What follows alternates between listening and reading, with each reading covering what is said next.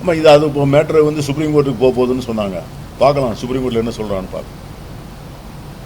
சரியா? வேற ஓகே.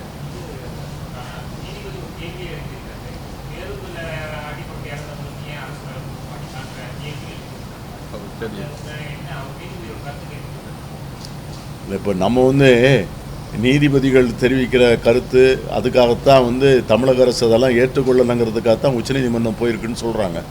உச்சநீதிமன்றம் என்ன சொல்லுதோ அதான் ஃபைனல். அதை வெயிட் பண்ணுறதை தவிர, ஏன்னா பாதிக்கப்பட்டவர்களே சொல்லிட்டாங்க நாங்கள் வந்து உச்சநீதிமன்ற தீர்ப்புக்காக வேண்டி காத்திருக்கோம்னு சொல்லிட்டாங்க. அதனால will wait for the supreme court judgement. எப்படி பேச்சுவார்த்தை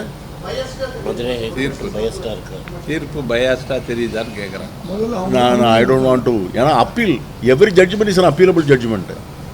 ஏன்னா அப்பீல் ப்ரொவிஷன் இருக்கிறதே வந்து the lower court is bound to hear அப்படின்னு ஒரு தானே, அதுக்கு ஒரு அப்பீல் கோர்ட் வச்சுருக்காங்க. அப்பீலில் பார்ப்போம் என்ன நடக்குது.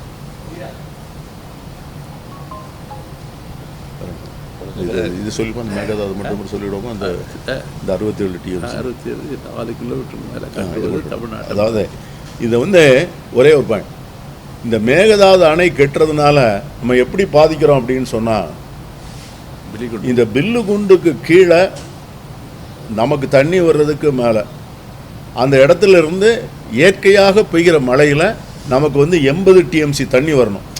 அதாவது நமக்கு மொத்தம் வந்து 177.25 டிஎம்சி தண்ணி தமிழ்நாட்டுக்கு வரணும். அதுதான் வந்து ட்ரிபியூனலினுடைய ஆர்டர். அதில் வந்து கபினியிலிருந்து 60 டிஎம்சி, கிருஷ்ணராஜசாகர்லேருந்து 52 டிஎம்சி. அதற்கு பிறகு தடைப்படுத்த முடியாத தண்ணீர் 80 டிஎம்சி. அதாவது இயற்கையாக பெய்கிற மழையிலிருந்து பில்லுகுண்டுக்கு மேலேருந்து வர வேண்டிய தண்ணி. இப்போ இவங்க கட்டுற அணை எங்கே கட்டுறாங்கன்னா எக்ஸாக்டாக அந்த இடத்துல கட்டுறாங்க. 4 கிலோமீட்டர் மேலே நமக்கு 80 டிஎம்சி தண்ணி எங்கே வந்து வரணுமோ அந்த இடத்துல வந்து கட்டி 67.5 டிஎம்சியை அங்கே தேக்குறாங்க.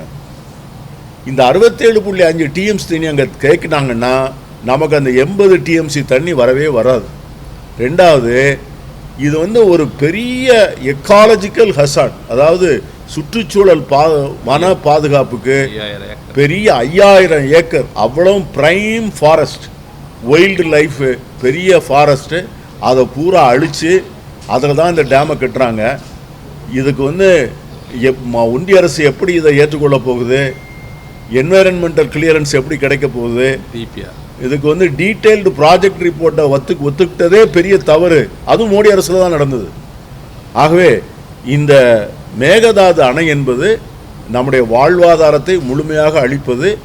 ஆகவே இதை வந்து ரொம்ப தெளிவாக சொல்லியிருக்கு. தமிழ்நாட்டினுடைய இந்த 177.25 டிஎம்சி தண்ணியை பாதிக்கக்கூடிய எந்த கட்டுமானத்தையும் கட்டக்கூடாதுன்னு தான் தீர்ப்பு இருக்குது. ஆகவே 80 டிஎம்சியில் போய் 67 டிஎம்சி எடுக்கிறாங்கன்னா நமக்கு வந்து 90 டிஎம்சி தண்ணி கூட வராது. ஆக இது ஒரு பெரிய அபாயம். அதனால் தமிழ்நாட்டில் இருக்கிற மக்கள் இதை பொறுத்து கொள்ள மாட்டார்கள். பாஜகவுக்கும் மோடி அரசுக்கும் மிக சரியான பாடத்தை கற்பிப்பார்கள். தகுந்த நடவடிக்கை எடுக்கும் தமிழக அரசு. நாங்கள்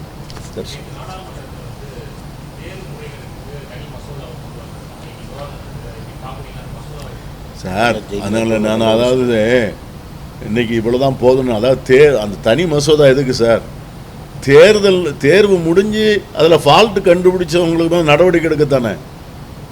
நம்முடைய கோரிக்கை வந்து ஃபால்ட்டே நடக்கக்கூடாது. அதுக்கு என்ன பண்ணியிருக்கிறீங்க? இப்போ ராதாகிருஷ்ணன் ரிப்போர்ட்டு இதே பிரதமர் தான் போட்டார்.